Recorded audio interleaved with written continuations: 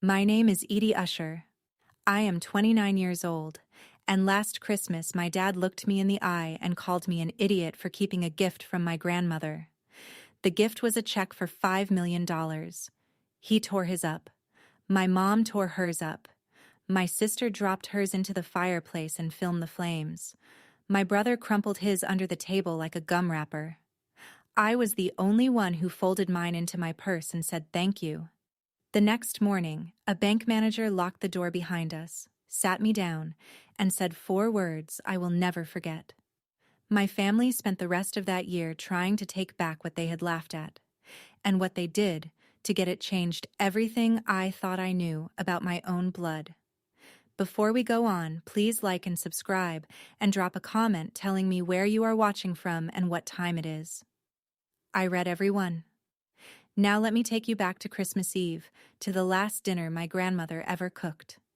My grandmother never locked her front door, not in 47 years, and that December the house smelled the same as it had the first time I visited her when I was 4.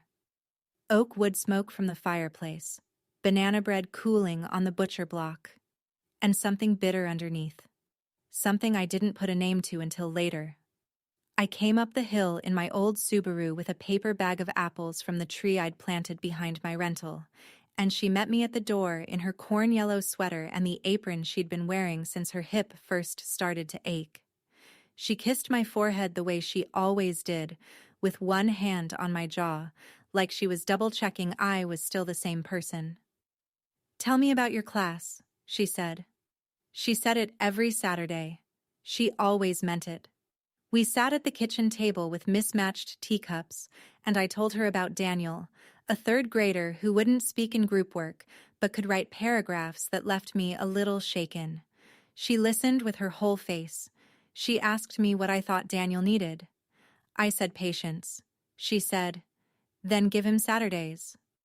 I told her about the bed I'd bought at the flea market, a spindle frame missing a drawer, and she laughed into her tea and said it was probably haunted by a farmer who would not approve of my reading habits. Her hand shook a little when she set the cup back down. I pretended I didn't see it. We knitted for a while. She was working on something small and gray that she wouldn't show me. I was trying, badly, to finish a scarf I'd started in October. Outside the window, the cardinal she fed came down to the feeder and took 1 seed and left, the way he always did. She watched him like he was somebody she'd been expecting. When I left, she pressed a thick envelope into my hand on the porch. Inside were 2 crisp $10 bills. For gas. She gave me the same envelope every month, and I never cashed it. I kept them in a shoebox under my bed, because what she was giving me wasn't gas money. I didn't know it yet, but that was the 3rd to last Saturday afternoon I would ever have with her. I drove back down the hill whistling. My mother never called me to ask how I was. She called to tell me how she was, and to find out what I had, and to decide if she needed some of it. She caught me on the drive home, 10 miles out of town, the turn signal ticking like a small metronome inside my dashboard. "Edie, honey, are you up visiting the old lady again?" That was what my mother called my father's mother. Never Grandma. Never Sylvia. The old lady. "I go on Saturdays, Mom." "Every Saturday?" She sighed, the way she sighed when she wanted me to feel unreasonable. "She's fine, sweetheart. She has her pension." My older brother Grant was there with her. I could hear him chewing something. "Edie, I need a ride to Dan's garage Monday. Truck's out again." "I have class Monday, Grant." "So? Afternoon then." My sister Holland texted while I was still on the phone. She lived an hour away in a bigger town with a husband she posted about and rarely mentioned otherwise. "Hey babe, can you float me $200 just this week? I'll hit you back, promise." 3 emojis. My mother kept talking over the silence. "Christmas dinner. Your father wants roast. Make sure she doesn't cook for hours this year, Edie. She gets so tired and then she sits there looking at us." Nobody asked if my grandmother was feeling well. Nobody asked if her hip was worse. Nobody asked why her hand might be shaking when she poured the tea. I realized I had been waiting, quietly, on the off chance that any of them might. And I made a small decision on a snow-wet county road that I did not explain to myself until much later. "I'll see you Christmas Eve," I said.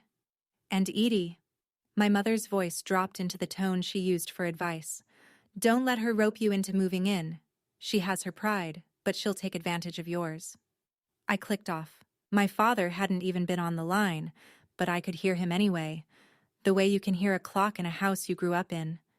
He'd been telling me for years not to let his mother dupe me. He used words like dupe. I had never once in my life seen my grandmother try to dupe a single soul. The first thing my grandmother asked me to promise her was not to save her life. It was to keep her secret. She told me on a Saturday at the end of October, in her garden, while we were cutting back rosemary for the winter. The light was low and orange, the kind of light you only get in a garden that's been planted by the same hands for 40 years. She set her shears down on the bench and sat down heavier than usual. "You remember Dr. Priya?" she said. "Dr. Okafor, of course." I went to see her Tuesday. I waited. I'd learned long ago that my grandmother told you things in her own time, and trying to rush her was like trying to rush a tomato. "Pancreatic," she said. "Stage 4. I've known since July." The bench felt like it tilted. I didn't cry. I don't know why. I think some part of me had known for months, the way you know a season is ending before you see a single leaf fall. "Chemo?" I asked. She shook her head. "No, I'd like to spend what I have here, in this garden, at the kitchen table, with Meg on Wednesdays, not on a drip." "Grandma." "I am 82, Edie. I have had a very long, very interesting life." She took my hand. Her fingers were cold but steady.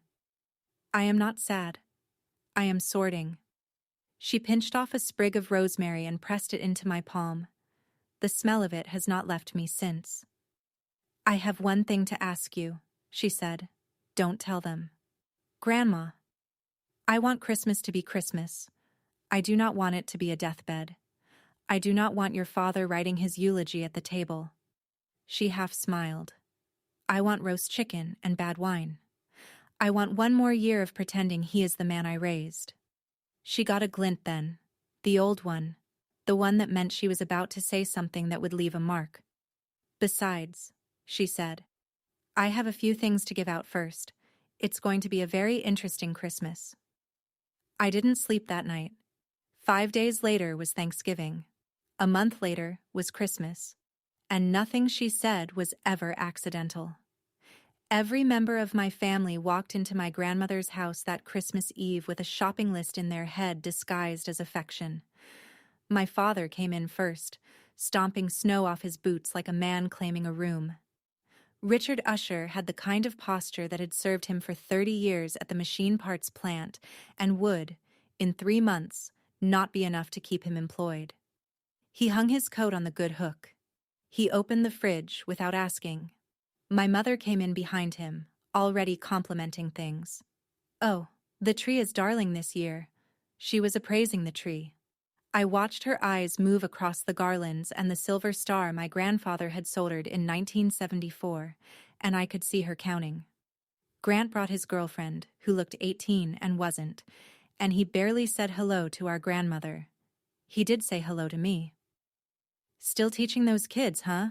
When are you going to get a real job?" He grinned like it was a joke. It wasn't a joke, but it wasn't entirely cruel either, which was worse. Holland arrived last, phone already up, filming a video for her followers. "Cozy grandma vibes, my loves. You have to see this fireplace." She did not hug my grandmother. She kissed the air near her cheek and went back to her angles.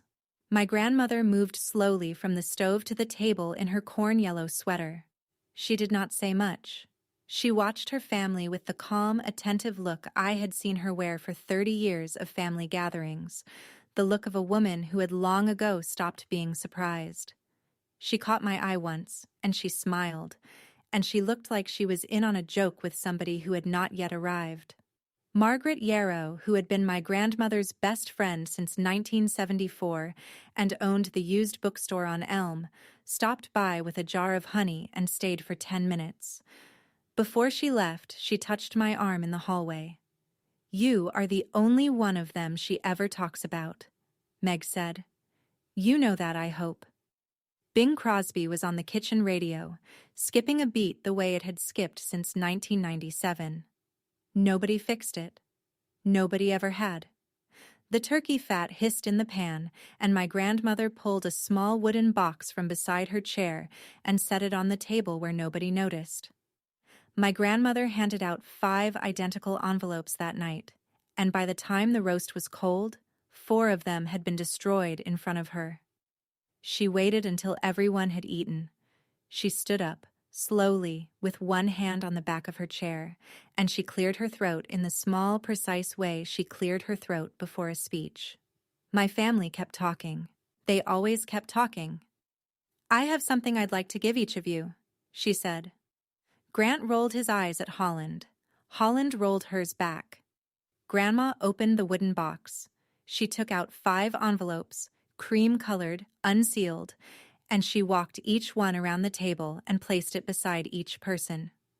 Mine was last. She touched my shoulder when she set it down. My father opened his first, because my father opened everything first. I watched his face go from expectation to confusion to something that tightened like a fist. Inside was a check. It was from First National Hollow Ridge. It was made out in my grandmother's slanted blue ink handwriting. It was for $5 million. Grant laughed before he'd even read his. He leaned over. He saw the number. He laughed harder. "Grandma, is this a joke? You making us play Monopoly?" Holland giggled and held hers up to the light like a piece of costume jewelry. My mother's face did something strange. She looked for a second like a child who had been handed a kindness she didn't know how to hold. Then my father said, loud and flat, "It's fake. Don't be an idiot." He dropped his check onto his plate. Gravy soaked into the corner. My mother tore hers in half, slowly, and set the halves beside her wine glass. "Mother, really, it isn't funny." Grant crumpled his into a ball and flicked it under the table. And Holland. Holland stood up and walked to the fireplace and dropped hers in. The flame caught the paper by the corner, and I watched the number 5 with 6 zeros behind it blacken and curl into a little red shape and disappear. My grandmother did not blink. She looked only at me. I took mine. I folded it in half once and put it in the inside pocket of my purse. "Thank you, Grandma," I said. She nodded. Just once. Nobody else noticed. I drove home that night holding onto the steering wheel the way you hold onto a pew during a funeral hymn, because otherwise your hands will shake. The snow was coming down heavy by then. The wipers had an uneven rhythm, a right-then-left offbeat that I had learned over 4 winters to find comforting. I counted it while I drove. I did it the way Daniel in my 3rd grade counted his fingers when he got overwhelmed. 1, 2, 3, 1, 2, 3. My grandmother had watched 4 of her grandchildren and her son mock her to her face, and she had not blinked. She had only looked at me. She was not senile. She was the sharpest person I had ever known. She read the Sunday paper front to back and made marginal notes. She beat Meg at bridge every second week and bought her a bar of chocolate on the weeks she didn't. She had once caught an error on my federal tax return from memory. And 2 weeks before Christmas in the garden, she had asked me a question that had seemed, at the time, like one of her odd, quiet questions. "If you had $1 million, Edie, what would you do first?" I had laughed. "I don't know. Get new supplies for my class, probably. We're out of dry erase markers." She had nodded as if I had said the right thing on a test. At home, I put the check on my kitchen table and stood over it under the yellow overhead light. The paper was heavy. The security weave, when I tilted it, moved like oil on water. The routing number matched First National Hollow Ridge, which I had walked past every day of my working life. The signature was my grandmother's, The same signature I had seen on every birthday card since I could read. I turned it over. On the back, in her same blue ink, she had written, in her slanted, unhurried hand, "For the one who still comes on Saturdays." I sat down on the kitchen floor. I sat there for a long time. The check was on the table above me. Outside, the snow did that thing it does at night, where it makes everything muffled and far and close at the same time. In the morning, I would go to the bank. Not to cash it, just to ask. The manager at First National Hollow Ridge had known me since I was 16, and I had never seen his face turn that color. His name was Benedict Strom. He had a mustache he'd kept since before it came back into style, and a small plastic horse on his desk that I had always assumed was from a child who had grown up. He smiled when he saw me come in. He did not smile a minute later. "Mr. Strom, I'm sorry to bother you the day after Christmas." I took out the check. "I just wanted to verify this.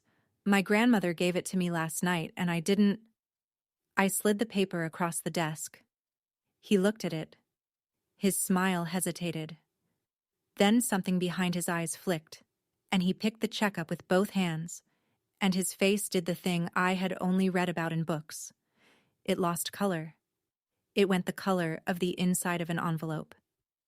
"Edie." He said my name the way a doctor does. "Can you come with me a minute?" He stood up. He walked ahead of me, past the tellers, past the Christmas wreath on the vault, and he opened the door of a small private room with a long table and no windows. He held the door for me. He shut it. He turned the little latch. "Have a seat." "Is it real?" He sat across from me. He folded his hands. He looked at the check, then at me, then at the check. "Edie," he said, "have you read what she wrote on the back?" "Yes." "Okay." He took a breath. "Your grandmother came in the first week of November. She moved funds into a special account. She had 5 of these drafted. I was the one who put them on paper, Edie. They are as real as the chair you're sitting in." I counted backward from 10, the way I tell Daniel to, and I looked at the little plastic horse on the corner of his desk. "Ma'am," Benedict's voice got very professional, "I'm going to ask you to sit down. This is real. All of it is real." He paused. "And this is only part of it. There's a lawyer named Halverson who's going to be in touch with you. I'm not supposed to say more than that." I walked out of the bank with $5 million in my account, and a feeling, already, that it was not going to be the thing that changed my life that week.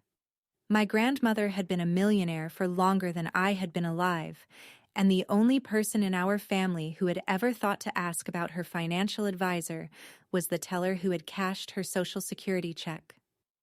I drove straight from the bank to her house, still in my winter coat, still with that smell of photocopier paper and old coffee from Benedict's back room on my sleeves. She was in the kitchen. She had the coffee on. She was not surprised to see me. She had never once, in my 29 years, been surprised to see me. "You went to the bank?" "Yes." "Was Benedict nice to you?" "He was terrified." She smiled into her cup. It was the chipped one with the cardinal on it, the one older than I was. She pushed a second one across the table for me. "Sit, sweetheart." I sat. "Your grandfather left me $400,000 in 1998, she said, "and a house and a garden. I did not know what to do with any of it. I was 55. I had been a music teacher for 30 years. I had never bought a stock in my life. So I went to the library. I read. I wrote letters to a man in Chicago. He had written a column in a magazine I liked. His name was Mr. Smith. He wrote me back. We corresponded for 17 years. I never met him. He died in 2015. She paused. He left me 40% of his firm.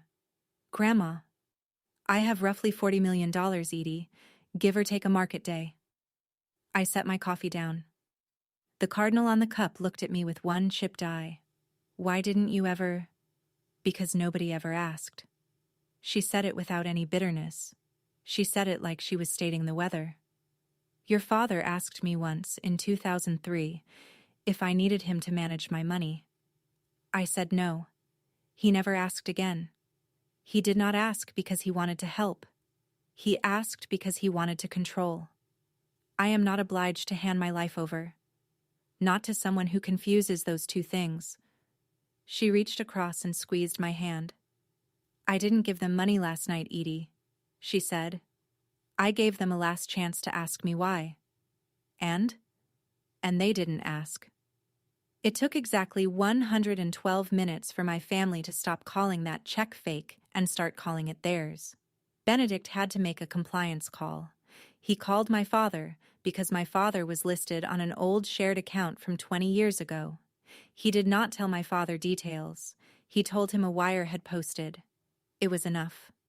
The first call came while I was still in my grandmother's kitchen, then another, then another.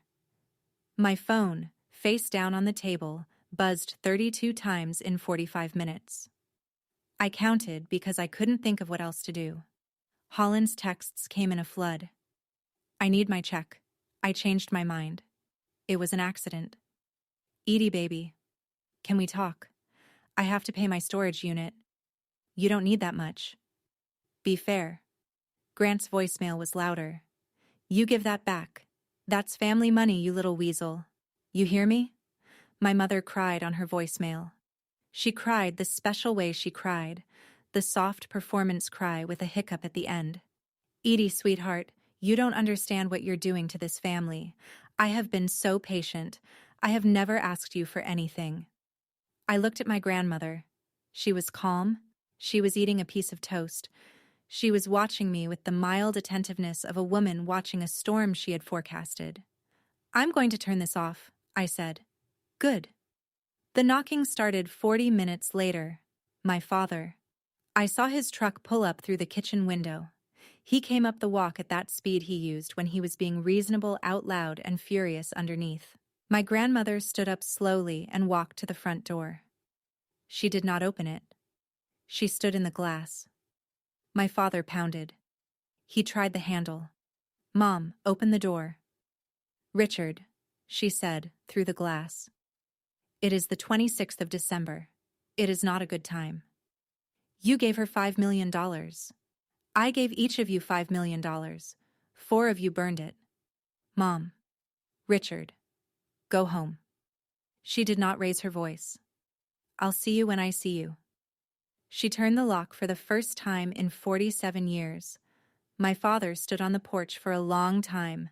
Then he left. My grandmother came back to the table. She picked up her toast. Well, she said, that's begun. The week my grandmother broke her hip was the week I stopped pretending I was going to get to keep her. It happened in the yard on a Tuesday in mid-January. She went out to scatter seed for the cardinal. She slipped on a patch of ice she could not see through the snow. She lay there for 40 minutes before Meg, driving past on her way to the bookstore, noticed her front door standing half open and stopped. The hospital wanted to admit her. She wanted hospice at home. Hospice at home is what she got. She had written the paperwork for it 3 months earlier and Halverson had notarized it. I asked for a leave of absence from Briar Hollow Elementary. The principal, a quiet woman named Mrs. Osgood, looked at me a long moment across her desk and said, You take whatever time you need, Edie. You come back when you come back. I moved into my grandmother's spare bedroom, the one with the pressed flowers on the wall and the quilt her mother had made. I set up a baby monitor on her nightstand. Theo, the gym teacher who was a good man and nothing more, drove my things over in his pickup and did not ask me a single intrusive question. My father visited once. He stayed 20 minutes. He told my grandmother she should let Grant bring her home. She said, Richard, I am home. He did not come back. Each night I read to her. She liked Willa Cather, especially my Antonia, which had been a wedding present from her mother. I read slowly. She closed her eyes. Sometimes she corrected my pronunciation of a prairie town name. Sometimes she slept. The honey lemon water on her nightstand would freeze at the edge overnight because the radiator was old and the walls were paper thin, and every morning when I changed it, I would notice, with a small frightened tenderness, that my hand was smaller than hers had been and would never be that big. We had both shrunk, in our own ways, that winter. On a Thursday near the end, she asked me to open the top drawer of her dresser. Inside was a brass key on a leather loop. She put it in my hand. "When Halverson calls you," she said, "give this to him. He will know what it opens." "Grandma." "Not yet, Edie, but soon, and that's all right." My grandmother died the way she had lived, on her own terms, without making a fuss, and in a room that smelled like old books and wool. It was February 3rd, 2026, a Tuesday, 5:47 in the morning. I know because I looked at the small travel clock she kept on the nightstand. It was the kind of clock with a ticking second hand, a clock that a teacher's husband had given her for their honeymoon in 1962, and it kept bad time, and she had never replaced it. She had been quiet for 2 days. The morning before, she had squeezed my hand and said, "Edie, I am so proud of you." She had not said a word since. I had been dozing in the chair. I woke because the furnace in the basement clicked off. It clicked off, and the house got very, very still, and I understood, in a way I did not understand with my mind, that she had gone. Her hand was in mine. It was still warm. I did not cry right away. I sat for a while. I listened to the morning. The radiator knocked once. The cardinal came to the feeder. He took one seed. He flew away. Then I called Meg. She was there within the hour. She sat beside the bed and held the other hand. She had been holding that hand since 1974. I called my father next. He picked up on the fourth ring. I told him. He was quiet for a moment, and then his voice cracked, and I thought, for a second, that he was human after all. Then my mother came on the line, and her first words were, "When is the funeral going to be, Edie? I have a thing on the 10th. I hung up. The funeral was that Saturday. My grandmother had left written instructions. She wanted her corn yellow sweater. She wanted to be buried beside her husband in the small cemetery behind the Lutheran church that she had never once attended. She wanted no eulogy from Richard. She wanted Meg to read a poem. They all came. They cried loudly. My father wore a black suit that did not fit him anymore. My mother clung to his arm. Holland filmed the procession from behind her sunglasses. I saw her post it later, with a filter that softened the edges. The caption said, "Healing." I did not film anything. I did not cry until that night. I want to stop for a second, right here. If you've walked this far with me, if you've ever lost someone who loved you more than you ever thought you deserved, give this story a like, and in the comments below, tell me their name. I read every single one. I'm asking because the part that comes next is the part I wasn't sure I had the strength to tell, and having you here makes it easier. Stay with me. Let's go back. My father called the lawyer before the gravediggers had finished their coffee. Halverson told me later, because Halverson tells you things in his own time, and because he was, among other things, funny. He said my father had left 3 voicemails by noon on the day of the funeral. All of them asked when the will would be read. Grant came to my house the next evening. He walked in without knocking, because we had grown up in a house where nobody knocked, and he sat on the edge of my couch in his funeral suit and asked me, without preamble, "Do you know who she left the house to?" "No, Grant." "You were there every week," she must have said. "We didn't talk about it." "Come on, Edie." "We talked about my kids at school. We talked about her garden. We talked about bridge. I don't know what's in her will, and I don't care what's in her will." He looked at me for a long moment, the way Grant looks at people when he's trying to figure out if they're lying. Grant has never been a good reader of people. He took a beer out of my fridge without asking, and left. Halverson called me the following Monday. He was exactly as I remembered from the one time I had met him at my grandmother's table, a tall, slow man in a gray suit with a voice like a cello string. Miss Usher, your grandmother retained me for many years. There will be a reading of her will at my office, February 20th, 10 in the morning. All immediate family is named. I would like you to be there. All right. Edie. He paused. There is a safe deposit box here in my office that she arranged for. I will ask you at that reading if you have a key. I have it. Good. Mr. Halverson, can I ask you a question? You may. Did she tell you what's in the will? He was quiet for a long time. She did. Yes. Is it going to surprise anyone? He laughed once, a dry laugh. Miss Usher, it will surprise every single person in that room except you and me. And even you, I think. A little. The day of the will reading was Friday. I put on a gray dress. I drove into town with an assumption that was entirely wrong. My father used the exact same words when he heard the will that he had used when he tore up the check. He said, "Is this a joke?" And then he said it again, a little louder, as if the room had not heard. Halverson's conference room had a wood-paneled clock on the wall, and that clock ticked louder than any clock I had ever heard in my life. My father sat on one side of the table. My mother sat next to him with her hand on his sleeve. Grant sat across. Holland sat at the end, scrolling, until Halverson asked her to put the phone in her purse. Meg sat beside me. I had asked her to come. My grandmother had asked her to come. Halverson opened a dark green folder. He put on his reading glasses. He did not look at any of us. This is the last will and testament of Sylvia Marigold Usher, dated April 14th, 2022. Witnessed by Margaret Yarrow and Dr. Priya Okafor. Notarized in my presence. He read the preamble. He read the list of specific bequests. The cardinal teacup to me, the bridge set to Meg, the soldered star to the Lutheran church, the piano to the elementary school. My father's jaw was already set. The principal remainder of the estate, Halverson read, comprising the family residence at 114 Linden Hollow Road, the surrounding 23 acres, all investment accounts, all remaining personal effects, valued at approximately $40.2 million, net of the 5 gifts already distributed. The clock was very loud. The testator leaves the entirety of this remainder to her granddaughter, Edie Rosemary Usher.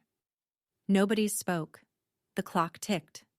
My father's face did not change for a full 3 seconds. Then he stood up.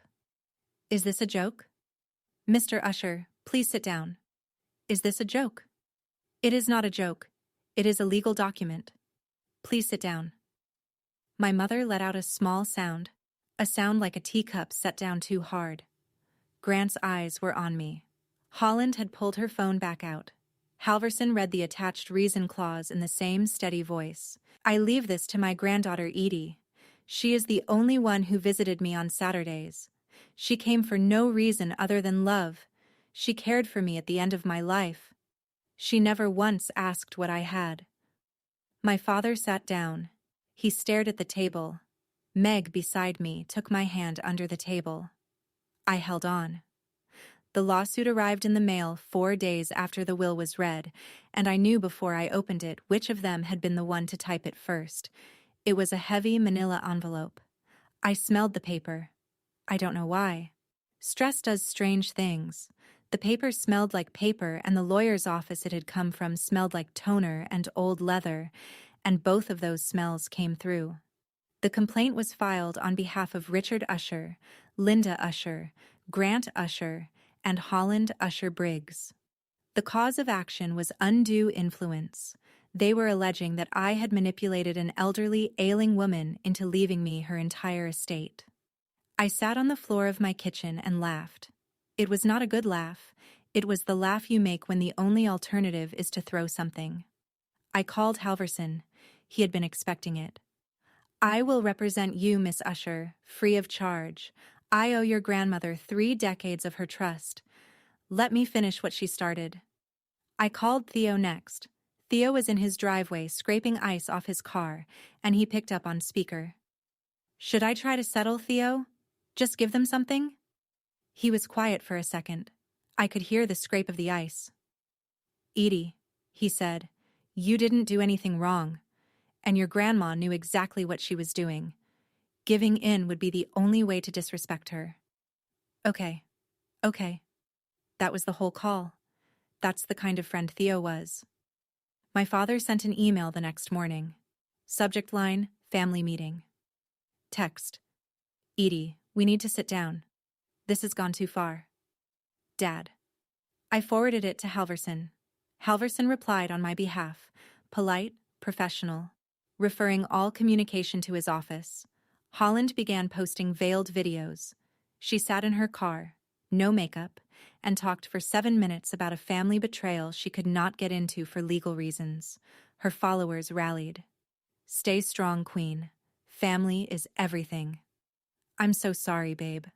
I watched 2 of them. I did not watch the 3rd. My grandmother had been in the ground for 18 days. The case would not be heard until October, Halverson said. Probate moved slow. Contested probate moved slower. I would have to live, for 7.5 months, with my family's names on a lawsuit with mine on it. I went back to work on Monday. Daniel was happy to see me. The safe my grandmother had given me the key to did not contain stocks or deeds. It contained proof that she had been paying attention. Halverson drove out to the house with me on a Saturday in May. The lilacs were starting. He walked through the rooms with the quiet respect of a man who had known the woman who had lived in them. The safe was in the back of her bedroom closet, behind a row of cardigans. He watched as I turned the brass key. Inside were 3 things. The first was a thick legal folder.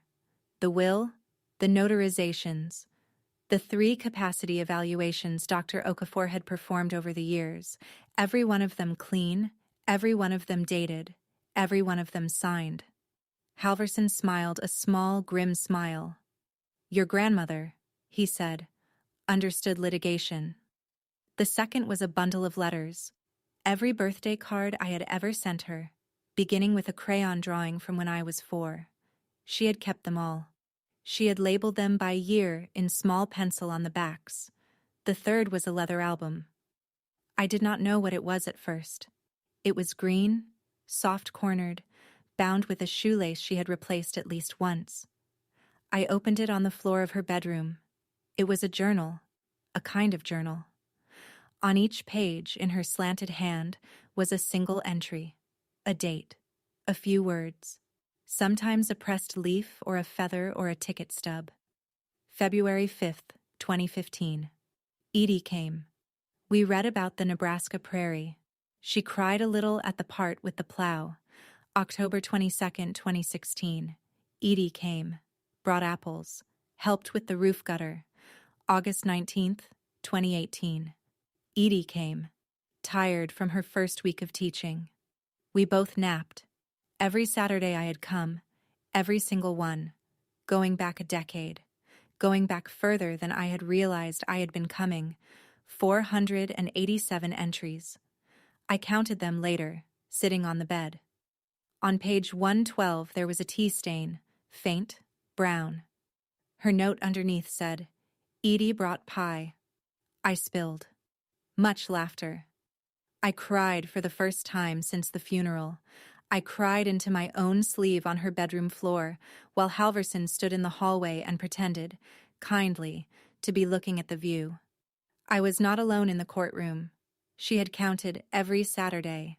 The judge who ruled on my grandmother's will had gone to high school with her in 1962, and she said that twice before the hearing began. Her name was Judge Bernadette Ames, and she recused herself, routinely, from cases where the relationship was closer than passing acquaintance. She and my grandmother had been classmates in a graduating class of 51. That was acquaintance. She could hear the case. She announced it in open court, and my family's lawyer did not object, because he knew, I think, that he had nothing better to wait for. Halverson was calm. He walked the judge through the will, the medical evaluations, the witness affidavits. Dr. Priya Okafor took the stand in a navy suit and spoke with the clean, bored precision of a woman who had testified before. She had evaluated my grandmother 3 times. Once in 2022 at the time of the will signing, once in 2023 as a follow-up, once in 2024 because my grandmother had insisted. All 3 evaluations concluded full testamentary capacity. The third had been performed 11 weeks before she died. Meg took the stand next. Meg wore her reading glasses and a small silver pin Sylvia had given her for her 50th birthday. Your Honor, Sylvia Usher and I played bridge every Wednesday for 40 years. In her last week, she remembered the hand I misplayed in September of 1987. She still teased me about it. Meg looked at my father when she said the next part. She was not influenced by anyone. She was the most unpersuadable person I have ever known. Then the family lawyer cross-examined me. I had been dreading it. I had rehearsed. I did not need to have rehearsed. Miss Usher, did you ever suggest to your grandmother how she should allocate her estate? No. Did you discuss her finances with her? No. I didn't know she had any to speak of. Did you ever encourage her to favor you? No, sir. Then why, in your opinion, did she leave you everything? I had not been prepared for that question. I thought for a moment. I looked at Meg. I looked at the empty seat beside her that nobody had sat in. I came because it was Saturday, Your Honor, I said. That was the whole reason. The judge wrote something on her pad. I could not read it. She looked up. The court finds the will valid as executed. The contest is dismissed. Plaintiffs to bear defendants' reasonable attorney's fees.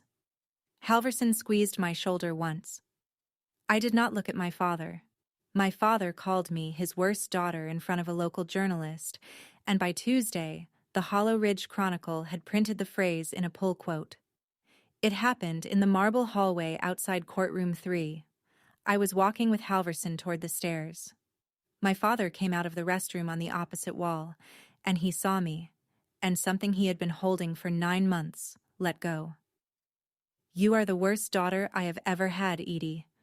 His voice bounced. Marble is unkind to anger. 3 people turned their heads, including a young woman with a notepad and a press badge from the Chronicle. She did not look away. She made a small, deliberate note. I did not respond. I kept walking. Halverson, beside me, put a hand on my elbow and steered me gently past. Grant followed. Don't you feel guilty? He said, behind me, not quite shouting. Not even a little? I stopped. I turned. Grant had been my older brother for 34 years. He had pushed me into a pool when I was 6. He had helped me move 3 times. He had borrowed money and never returned it. He had come over for Thanksgiving without calling. He had stood at my grandmother's coffin with dry eyes. No, Grant, I said. Not even a little. Holland had been live streaming from inside the courtroom. The bailiff had asked her to put the phone away twice. She had ignored him. Her video was pulled by the platform within an hour for violating broadcast in court policies. She lost, according to a comment she made later, 7,000 followers in a single afternoon. She had crossed the line from aggrieved cousin to embarrassing spectacle in front of an audience that had been paying her. I drove home that afternoon and sat in the cold kitchen and drank tea. Theo came by with dinner he did not pretend to have cooked. We ate in silence. The Chronicle piece ran on Tuesday morning. The headline was measured. Probate court upholds contested will in Usher estate. The body was factual, but there was a pull quote. My father's words, verbatim, set in a box on the second page. And there was a small detail I did not notice at first, in the closing paragraph. Mr. Usher was laid off from his position at a regional parts manufacturer earlier this year. The manufacturer announced closure in March. It was not a vindictive detail. It was a reporter doing her job. But it ran in a town that read every word. A small town has a long memory, especially for people who burn money in front of the dying. My mother's spa had a grand opening banner that had been there for 2 years, faded pink, hanging slightly off the corner of the awning. It started losing clients in the 3rd week of November. Not all at once. A Tuesday regular stopped booking, a Friday regular. The woman who owned the flower shop across the street, who had been friendly with my grandmother in the choir, walked past the spa for 3 weeks without looking in. My mother called me in December and cried and asked if I could help.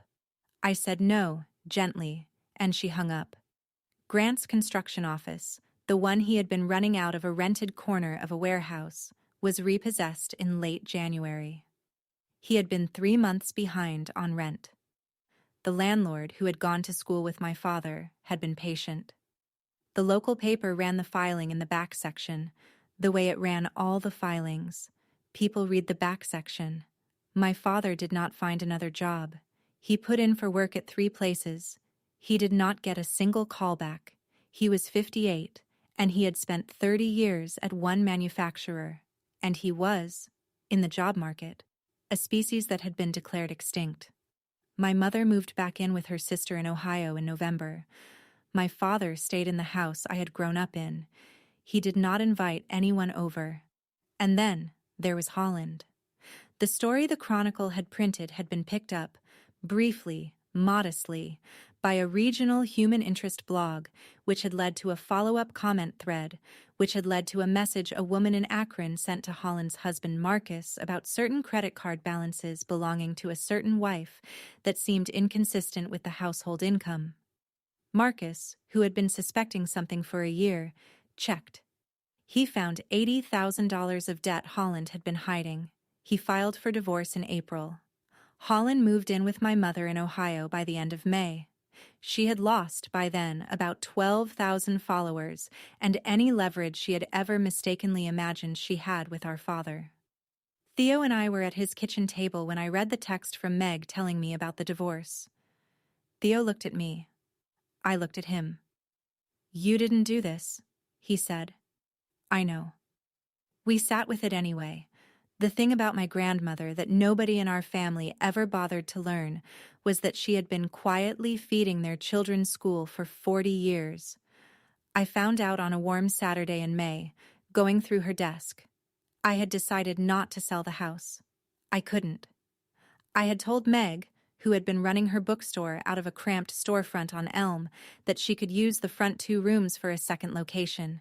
She had cried and then agreed, and then brought over boxes. We were clearing drawers together when I found the notebook. It was small, soft leather, bound with an old brown shoelace. It slipped out from behind the drawer liner in the bottom right of her desk, the kind of hiding place you use when you do not want to be caught being kind. I opened it. Every page was a year. Each year had a line.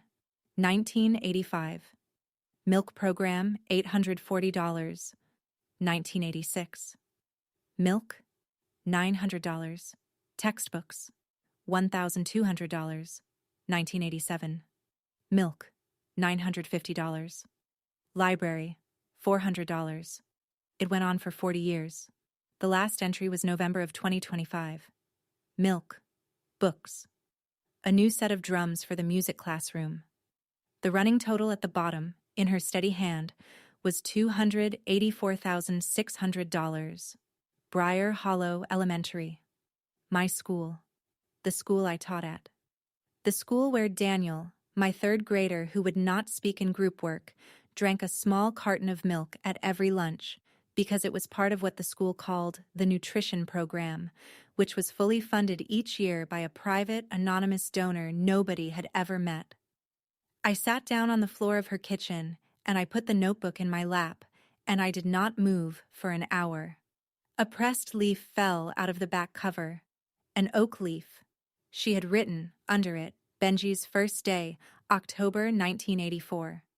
I did not know who Benji was. I asked Meg later. Meg looked at me a long moment and said, "Your father. He was a kindergartner." My grandmother had begun feeding the school the year after her son started there. She had fed it straight through his childhood, his adolescence, his graduation, his marriage, his children, his grandchildren. She had fed the school that fed us. She had never told a single one of us, including the one who spent her own days teaching inside it, who she had kept in dry erase markers for a decade without knowing. My mother sat at my kitchen table in February and looked, for the first time in my life, like someone who was not performing. She had come without calling. She had gotten on a bus from Ohio. She had walked the last mile from the station, through slush, in a coat that had been expensive 6 years ago, and was now a coat. She knocked on my door the way a stranger knocks. Twice. Soft. I let her in. I made tea. I did not say very much. She had lost weight. Not the way she used to diet, which was loud and announced. She had lost weight the way grief loses weight for you. Her hands shook on the cup. I read her letter, Edie. Okay. The one Mr. Halverson gave me after the reading. I didn't open it until last month. I couldn't. Okay. She tried to drink and set the cup down because she was crying. Silently. The new way. She said she remembered a specific Tuesday in 1994. Before you were born. She had come over and I had been short with her. She said she had understood. Her own mother-in-law had been difficult with her. She didn't want to pass that down. And she said, I forgive you, Linda. I have forgiven you for 30 years. My mother put her head on her arms on my kitchen table. I let her cry. I did not pat her shoulder. I did not say it was okay. I just made another pot of tea. When she looked up, her makeup was gone, and her face looked like it had before I was born. And I was, for a second, looking at a version of my mother I had never met. Edie, I would never ask.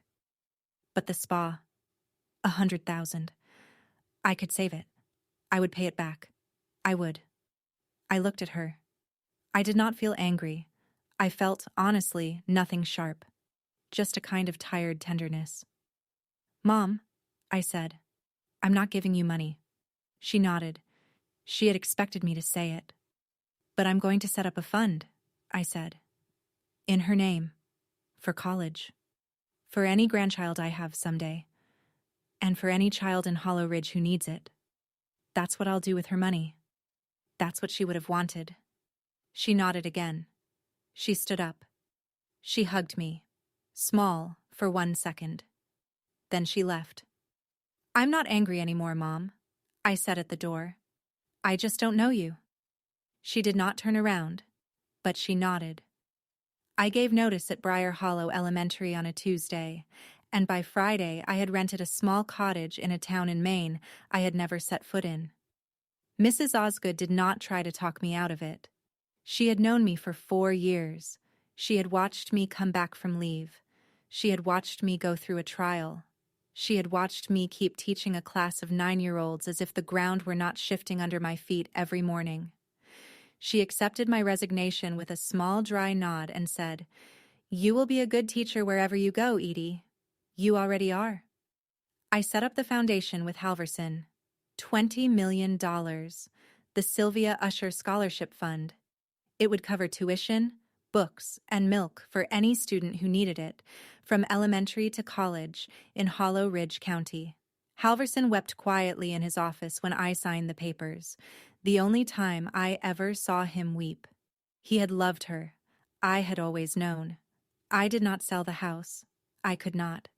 I deeded the right to use it to Meg, for her lifetime, for the bookstore. She named the new branch Sylvia's Second Reading. She painted the sign herself. I applied for a 4th grade position at an elementary school in Newbury Cove, Maine. It was a town I had picked out of a road atlas because the name sounded like something my grandmother would have liked. I did not visit first. I did a phone interview. They offered me the job 2 days later, for $51,200 a year, which was the salary I had always had and the salary I intended to keep having. My father called once in June. I let it go to voicemail. He left a message asking if we could meet. Just the two of us. Just for coffee. He said he had things he wanted to say. I listened to the voicemail 3 times. Then I wrote him a single email. Dad, I am not going to stop loving the people you should have been, but I cannot keep writing the letter for you. Take care of yourself. Edie. I did not send any of the versions where I tried to explain further. I did not send the version where I forgave him. I could not lie to him, even now. I packed what fit in my car. It fit in my car. The first cup of coffee I drank in Maine was the worst cup of coffee I had ever had, and I laughed out loud in the parking lot. I had driven 2 days, through New Hampshire, through the edge of Vermont, through the long, slow rise into Maine. The Subaru had a cough in 4th gear that I had been pretending was not worsening for 3 years. I had the corn yellow sweater in the front seat beside me, folded, because I had not been able to pack it in a box. I stopped at a roadside gas station somewhere south of Augusta. They had coffee in a pot that looked like it had been there since the Carter administration. I bought a cup. I drank it. It was, objectively, a disgrace. I stood in the parking lot and laughed. A real laugh, the kind I had not made in a year, and I startled a man putting air in his tire. I got to Newberry Cove in the late afternoon. The town was small, the way small towns are small. 1 main street, a post office, 2 diners, a feed store that had become a yarn store, a bakery that was closed on Tuesdays. The cottage I had rented sat on a bluff a half-mile out.